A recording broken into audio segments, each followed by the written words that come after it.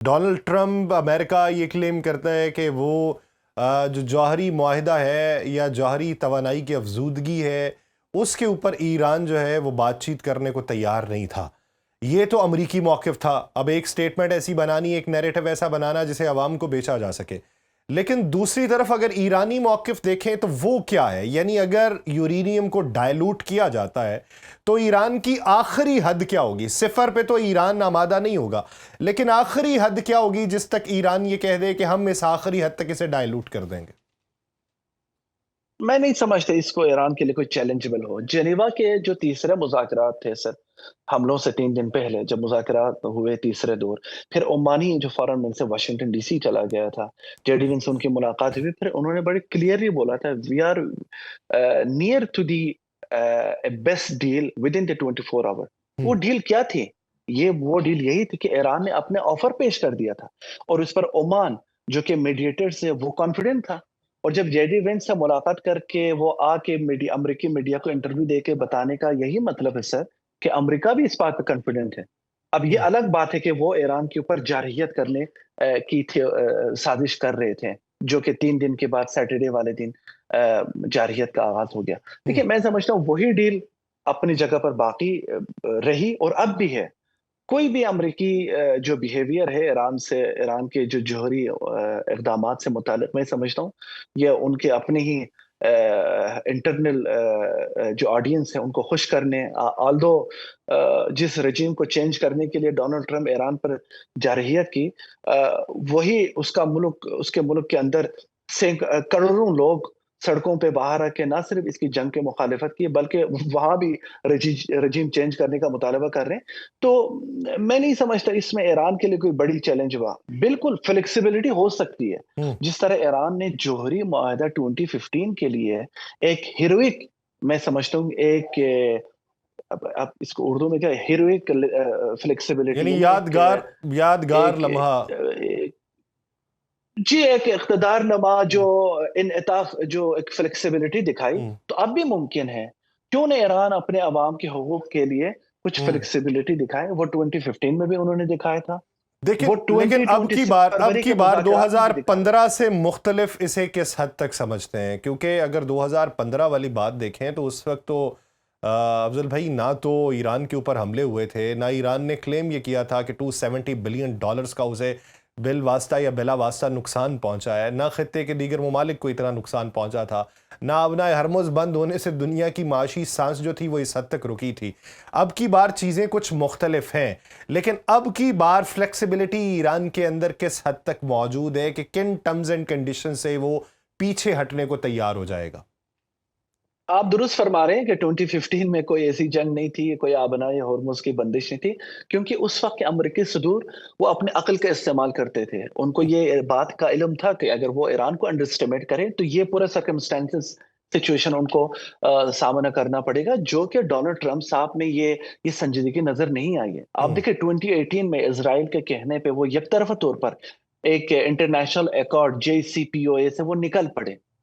اس لیے نکل گئے کیونکہ according to the Israel intelligence کہ وہ ایران اپنے عہد پر، اپنے جو وعدے وہ اس پہ پابند نہیں ہے، جبکہ اس وقت بھی IAEA نے رپورٹ دی کہ ایران کی جو نیوکلیر ایکٹیویٹیز ہے اس میں کوئی انحراف نہیں ہے. آج اگر آپ ڈونلڈ ٹرمپ صاحب کی ایک کلیم دیکھ رہے ہیں کہ میں نے ایران کے نیوی کو ختم کر دیا، ایئر فورس کو ختم کر دیا، یہ واحد صدر ہے جو کہ انتہائی جہالت اور انتہائی نان لیس سین لیس اقدامات کر کے یہ وار امپوز کی. ایران نے تو جواب دے دیا اور بڑے اچھے انداز میں سروائیو کرنے پہ کامیاب ہو گیا، لیکن اس کے جو نتائج ہے خطے ممالک، ہمسایہ ممالک اور انٹرنیشنل مارکیٹ، انٹرنیشنل کمیونٹی کو سہنا پڑ رہا ہے، جو ابھی بھی ہے. کسی بھی سینیریو کو آگے لے جانے کے لیے ایرانی مسلح افواج اور لیڈرشپ اس کے لیے تیار ہے. لیکن میں یہ سمجھتا ہوں ایران کو بھی ان چیزوں کا خیال ہے کہ یہ لانگ ٹائم پرولونگ ہونے سے جو دوست ممالک ہے، جو حلیف ممالک ہیں، ان کی بھی خواہش ہے ایک جگہ پہ اسٹاپ ہو کے ایک نئی شروعات کا آغاز کریں. تو اس کے لیے ایران کے اندر بالکل فلیکسیبلٹی موجود ہے.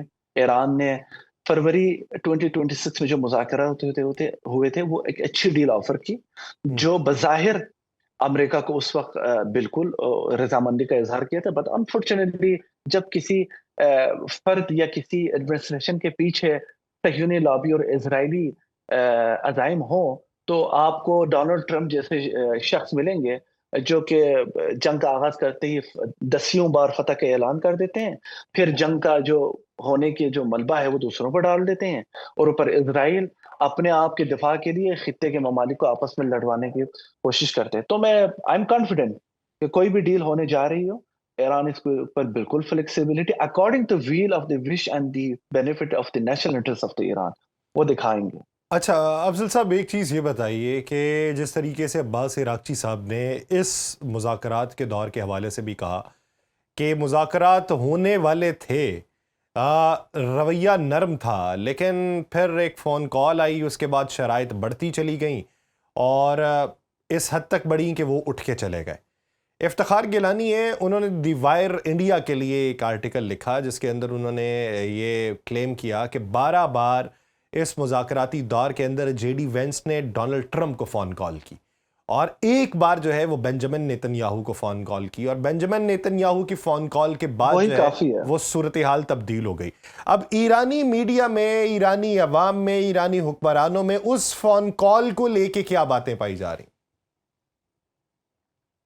دیکھیں، مجھے جن جنٹلمین کے آپ نے نام لی میں ان کو تو نہیں جانتا، مجھے 12 کالز جے ڈی وینس کی طرف سے ڈونلڈ ٹرمپ کو کیا یا نہیں کیا اس کے بارے میں علم نہیں ہے، لیکن مجھے اس بات کا بالکل یقین ہے کہ جے ڈی وینس کو نہیں، ڈونلڈ ٹرمپ صاحب کو کال گئی ہوگی اپنے پروکسی نیتن یاہو کی طرف سے، اور صدر ڈونلڈ ٹرمپ کی کال آئی ہوگی جے ڈی وینس کے لیے کہ ہمارے پروکسی کو ناراضگی کا سامنا ہے، آپ کسی بھی طرح بہانہ کر کے مذاکرات سے نکل آئیں، کیونکہ اسرائیل مزید لبنان میں کچھ اہداف حاصل کرنا چاہتے ہیں، تو اگر آپ یہاں پہ ڈیل کر کے چلے جائیں گے تو ہمیں تو سیز فائر کروانا پڑے گا، تو اسرائیل اپنے جو ریمیننگ ٹارگٹ سے لبنان میں شاید حزب اللہ کو ٹارگٹ وہ نہیں حاصل کر پا رہا، تو یہ چیز ہے۔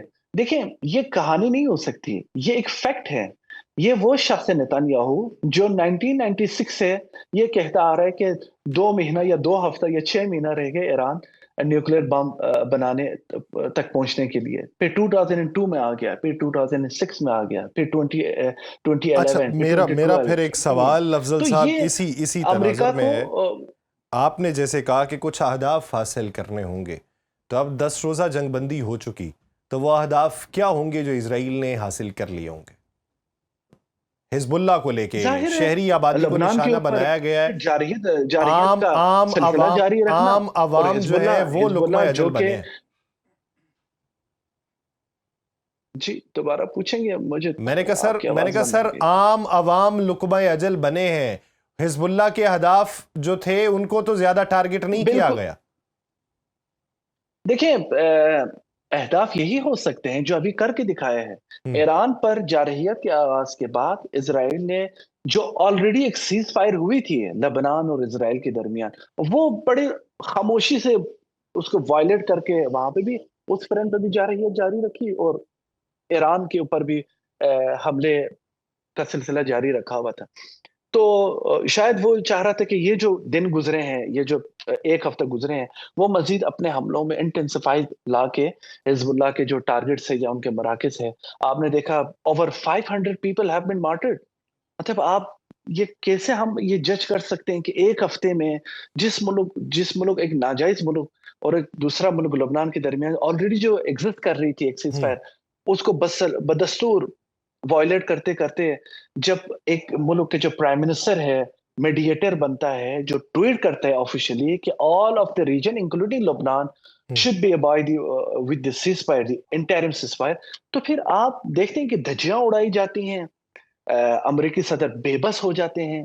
تو میں سمجھتا ہوں وہ بے بس نہیں ہے، وہ بالکل ایک دوسرے کے ساتھ وہ ملے ہوئے تھے، تو وہ چاہ رہے تھے کہ ادھر سیز فائر ہو، کم سے کم ایران کے ساتھ ہمیں یہاں پہ ذرا سانس لینے کا موقع مل جائے، آپ وہاں سے اپنی حرکت جاری رکھیں تاکہ ہم نیگوشیشن کو آگے لے جا کے ایک دفعہ ان سے ملاقات کر کے ڈیل تو نہیں ہونے دیں گے، پھر آگے آ کے میڈیشن یعنی اس کے پیچھے کے کرنے والوں کو مقاصد یہ ایفرٹس ہو کروائیں سکتے گے۔ ہیں۔ افضل صاحب، میرا ایک آخری سوال آپ سے یہ ہے کہ آپ لوگوں پہ تو بے یقینی ہے، آپ لوگوں کو تو یقین نہیں کیونکہ آپ ڈسے ہوئے ہیں بار بار کے، لیکن ہم نے نیک نیتی سے قدم اٹھایا ہے تو ہم پر امید ہیں کہ کوئی اچھا راستہ نکلے گا جس سے پوری دنیا کے لیے ایک اچھا میسج ہو۔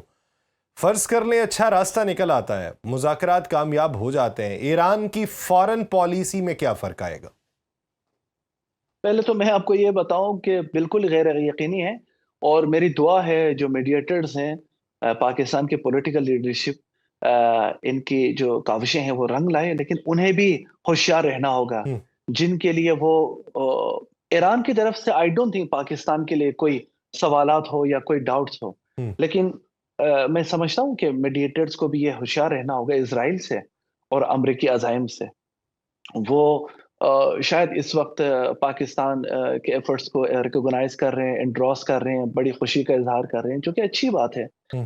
ہر ملک کے اپنے انڈیپینڈنٹ پالیسی ہے، اپنے انڈیپینڈنٹ ریلیشنز ہیں، لیکن پھر بھی امریکی بیہیویئر پر یہ ڈاؤٹس اور یہ شک سلسلہ جاری رہے گا، ٹھیک. جس کے پاکستان کو بھی اس بات پہ ہوشیار رہنا ہوگا. تو آپ نے فورن پالیسی کے بارے میں پوچھی، بالکل پوسٹ وار میں آپ کو ڈفرینٹ سینیریوز نظر آ جائیں گے. ایوالونگ سچویشن کے تحت ایران کی فورن پالیسی بھی اسی کی طرف آگے بڑھے گی. خطے میں جو ممالک ایران کی جارحیت ڈائریکٹلی اور انڈائریکٹلی انوالو رہے ہیں، میں نہیں ہم. سمجھتا پوسٹ وار میں ایران کے بیہیویئر ان کے ساتھ اسی طرح ہوگا جو کہ وار سے پہلے تھا. ان میں سرفہرست پاکستان ہے. پہلے بھی پاکستان کے بڑے اچھے تعلقات رہے ہیں ایران کے ساتھ. آپ نے دیکھا انڈیا کی جارحیت پاکستان پر کی گئی، ایران کے سٹینڈز کشمیر سے متعلق. 12 روزہ جنگ میں پاکستانی حکومت، ملٹری لیڈرشپ، عوام کی جو بھرپور حمایت اور پالیسی ہے اور ڈپلومیسی تھی. اور اب تو اس بات پہ کوئی شک نہیں ہے کہ ایران اور پاکستان کے جو تعلقات ہیں پوسٹ وار کے بعد مزید اور بہتر اور مضبوط ہوتے جائیں گے. صحیح. اس خطے میں کچھ پروکسیز ہے زائنس رجیم کی، جو خود کو بڑے دنیا کے بڑے ڈیموکریسی سمجھتے ہیں، جن کی تھنکنگ اور زائنس تھنکنگ میں کوئی فرق نہیں ہے. مدر لینڈ ہو یا فادر لینڈ، وہ سارے مسلمان کے دشمن ہیں. وہ نہ تو پاکستان کو ترقی ہوتے ہوئے طاقت کو دیکھ سکتے ہیں، اور نہ ہی ایران کو، نہ سعودی عربیہ کو. میں سمجھتا ہوں ان چیزوں کے اوپر نہ صرف پاکستان کو، ایران کو ہوشیار رہنا ہوگا. ہم. آپ اپنے ملک میں لوگوں کو انٹرنیشنل ایکسرسائز کے بلاتے ہیں، ان آرمڈ کشتیوں کا آپ بلا لیتے ہیں، پھر جب واپس ان کو خیر بات کہتے ہیں، آپ ایک میزبان ہونے کی ذمہ داری ادا نہیں کرتے. ہم. سینکڑوں معصوم جو سیلرز تھے، ایرانی اہلکار تھے، ان کو شہید کروانے میں آپ نے بھی کردار ادا کیا. میں ہم. سمجھتا ہوں ایران یہ بھول نہیں سکتا. آلدو پالیسیز ہیں، ڈپلومیسی چل رہی ہے، ہم. ان کے فارن منسٹر ہم دیکھ رہے ہیں کہ ٹیلی فون پہ بات کرتے ہیں، لیکن جب آپ تھنکنگ آئیڈیالوجی کے اوپر آپ آتے ہیں، زائنسٹ اور ہندوتوا، تو اس میں کوئی فرق نہیں ہے. یہ بالکل اس خطے کو مزید وائلنٹ اور اس خطے میں مزید انارکی پھیلانا انسٹیبلٹی کا چاہتے شکار ہیں, رہنے کا دہشت گردی کو ہوا دینا چاہتے ہیں. تو اس جنگ کے بعد کا جو منظرنامہ ہوگا وہ ایران کی فارن پالیسی کو لے کے بھی ہوگا کہ کن کے ساتھ تعلقات بہتر کرنے ہیں, کن سے کیا سبق سیکھا, کیا تجربات حاصل کیے.